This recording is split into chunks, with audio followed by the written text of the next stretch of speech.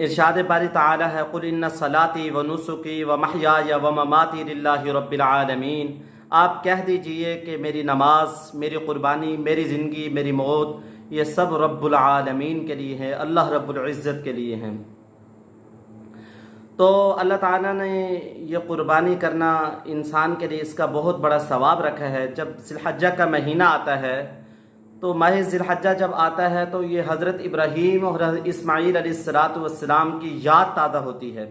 اللہ نے قرآن میں ارشاد فرمایا وَإِذِ ابْتَلَىٰ إِبْرَاهِيمَ رَبُّهُ بِكَلِمَاتٍ فَأَتَمَّهُنَّ، اللہ تعالیٰ نے چند باتوں کے ساتھ، چند چیزوں کے ساتھ ان کی آزمائش کی ہے، چند چیزوں میں امتحان لیا، فَأَتَمَّهُنَّ، وہ اس میں پورے اترے تو اللہ تعالیٰ نے فرمایا قَالَ إِنِّي جَاعِلُكَ لِلنَّاسِ إِمَامًا، ہم نے قیامت تک کے جتنے لوگ ہیں ان کے لیے ان کو مقتدا اور امام بنا دیا، حضرت ابراہیم علیہ السلام کو۔ ان امتحانوں میں بڑا امتحان اپنے بیٹے کو اللہ کے لیے قربان کرنا، اس کی باری آئی تو وہ اس کو بھی قربان کر دیا، اس میں بھی وہ پورے اتر آئے۔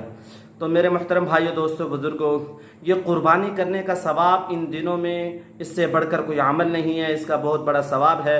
حضور اکرم صلی اللہ علیہ وسلم کا ارشاد ہے قربانی کے جانور پر جتنے بال ہوتے ہیں، ایک ایک بال کے بدلے میں قربانی کرنے والے کو اللہ تعالیٰ ثواب عطا فرماتے ہیں۔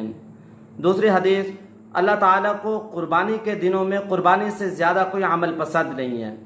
تیسری حدیث، حضور اکرم صلی اللہ علیہ وسلم کا ارشاد ہے قربانی کے دنوں میں قربانی کا خون زمین پر گرنے سے پہلے اللہ کے ہاں قبول ہو جاتا ہے اور اس انسان کے لیے نجات کا ذریعہ بن جاتا ہے۔ چوتھی حدیث، حضور اکرم صلی اللہ علیہ وسلم کا ارشاد ہے اپنی قربانی کے جانوروں کو خوب پالا کرو، خوب موٹا کیا کرو، کیونکہ یہ جانور تمہارے لیے کل قیامت کے دن پل صراط پر سواریاں بنیں گے۔ اس لیے ہم اپنے جانوروں کو، خوب موٹا جانور ہو جو اللہ کے لیے قربان کریں، اس کو پالیں۔ تو پانچویں حدیث، حضور اکرم صلی اللہ علیہ وسلم کا ارشاد ہے کہ یہ تمہارے باپ حضرت ابراہیم علیہ السلام کی سنت اور یادگار ہے۔ تو میرے محترم بھائیو، دوستو، بزرگوں، یہ بہت بڑا عمل ہے۔ تو اللہ پاک کی ذات ہمیں عمل کرنے کی توفیق نصیب فرمائے اور اس قربانی کو کرنے کی، اور اللہ سے دعا کریں اللہ تعالی ہماری قربانیوں کو قبول فرمائے، اخلاص کے ساتھ کریں۔